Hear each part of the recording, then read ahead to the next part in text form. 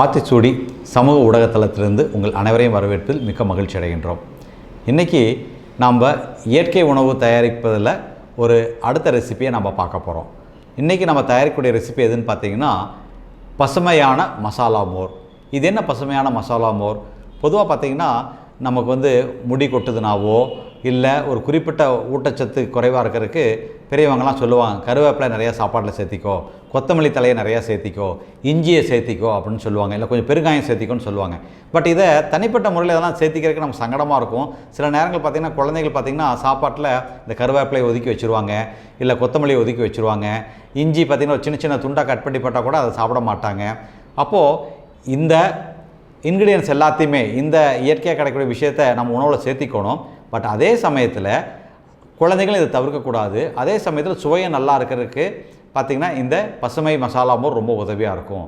இதுக்கு பார்த்திங்கன்னா நம்ம என்னென்ன பயன்படுத்த போகிறோம்னு பார்த்திங்கன்னா கருவேப்பிலையில் பார்த்திங்கன்னா பீட்டா கேரட்டின்னு சொல்லக்கூடிய விட்டமின் ஏனுடைய பிரிகசாஸ் இருக்குது. அது நல்ல ஒரு பவர்ஃபுல்லான ஆன்டிஆக்சிடென்ட். அதோடு பார்த்திங்கன்னா நம்ம கொத்தமல்லி தலையும் பயன்படுத்த போகிறோம்.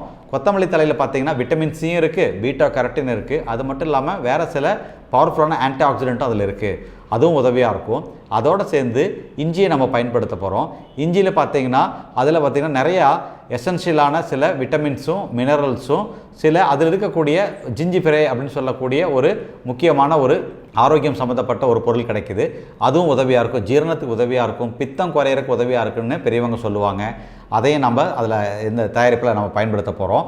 அடுத்தது பார்த்திங்கன்னா இதோடு நம்ம கொஞ்சம் பெருங்காயமும் நம்ம பயன்படுத்த போகிறோம். பெருங்காயம் பார்த்திங்கன்னா பொதுவாக இந்த வயிற்றில் பார்த்திங்கன்னா இந்த கேஸ் இருக்கிற மாதிரி இருக்கும். நிறைய பேருக்கு பார்த்திங்கன்னா அந்த ஒரு கேசியஸ் ஃபீலிங் இருக்கும், ஃபுல்னஸ் ஆஃப் ஸ்டொமக் இருக்கும். அது வேறு ஒன்றும் இல்லைங்க, பொதுவாகவே வாயிலிருந்து ஆசனவாய் பகுதியில் உணவு ஜீரணம் ஆகும் பொழுது கேஸ் உற்பத்தி ஆகுவது இயற்கை. இந்த பெருங்காயம் எடுத்துக்கும் போது கொஞ்சம் அந்த ஏப்பம் வந்துட்டால் கொஞ்சம் பெட்டராக ஃபீல் பண்ணும். ஜென்ரலாக பார்த்திங்கன்னா அந்த ஏப்பம் வர்றது தப்பு கிடையாது, அந்த கேஸாக இருக்கிறது தானாக போயிடும். இது குடிக்கும்போது பார்த்திங்கன்னா ஒரு ரிலீஃப் கிடைக்கும். அதோடு சேர்ந்து நம்ம இந்துப்பு பயன்படுத்துகிறோம். இதோட இந்துப்பில் பார்த்திங்கன்னா நமக்கு சோடியம் மட்டும் இல்லாமல் இந்த காமன் சால்ட்டில் பார்த்திங்கன்னா சோடியம் மட்டும்தான் இருக்கும். ஆனால் இந்துப்பில் பார்த்திங்கன்னா பொட்டாசியம், மேங்கனீஸ் அப்படின்னு சொல்லக்கூடிய மற்ற ட்ரேஸ் எலிமெண்ட்ஸ் எல்லாமே நமக்கு கிடைக்கும், ட்ரேஸ் மினரல்ஸ் எல்லாமே கிடைக்கும். அதோட நாம் இந்த மசாலா மோர் தயாரிக்கிறதுக்கு நாட்டு பசும்பாலிலிருந்து பெற போட்டு அதிலிருந்து சிலிப்பி எடுக்கப்பட்ட மோரை நம்ம பயன்படுத்துகிறோம்.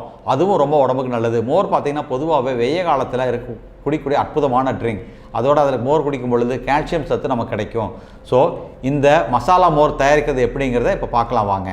மசாலா மோர் தயாரிக்கிறதுக்கு தேவையான பொருட்கள் என்னென்ன வேணுங்கிறத பார்க்கலாம். இப்போது கொஞ்சம் கொத்தமல்லி தழை, கொஞ்சம் கருவேப்பிலை, இஞ்சி, நாட்டு பசும்பாலில் தயாரிக்கப்பட்ட மோர், ஜீரகத்தூள், பெருங்காயத்தூள், இந்துப்பு.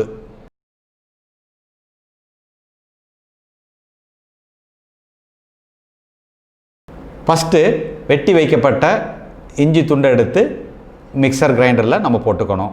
அதுக்குள்ளே கொஞ்சம் கருவேப்பிலையை போடணும். அதோட கழுவி சுத்தம் செய்யப்பட்ட கொத்தமல்லி தலையை போடணும்.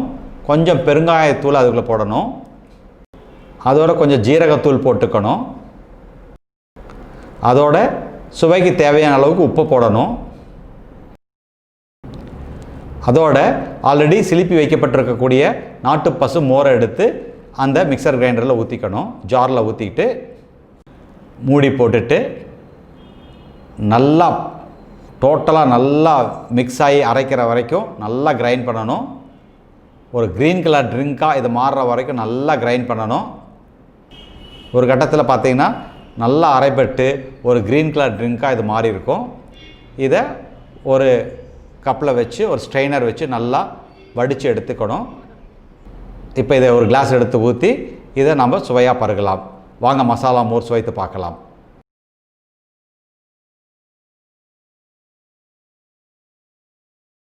ஸோ இந்த மசாலா மோர் பார்த்தோன்னா உங்களுக்கு கண்ணுக்கே அவ்வளோ ஒரு குளிர்ச்சியாக பசுமையாக இருக்கும். அது மட்டும் இல்லாமல் இந்த ட்ரிங்கை குழந்தைகள் விரும்பி குடிப்பாங்க. ஒரு சொட்டு கூட மீதி வைக்க மாட்டாங்க. நீங்கள் செஞ்சு கொடுத்து பாருங்கள், உங்கள் குழந்தைகள் அவ்வளோ விரும்பி குடிப்பாங்க. ஸோ இந்த ரெசிபி உங்களுக்கு பிடிச்சிருக்குன்னு நினைக்கிறேன். இந்த ரெசிபி பண்ணி நீங்கள் குடிச்சு பாருங்கள். இது பிடித்திருந்தால் இதை நீங்கள் மட்டும் வச்சுக்காமல் மற்றவங்களுக்கு ஷேர் பண்ணுங்கள். ஸோ இந்த வீடியோ பிடித்திருந்தால் லைக் பண்ணுங்கள், கமெண்ட் பண்ணுங்கள், ஷேர் பண்ணுங்கள். நன்றி, வணக்கம்.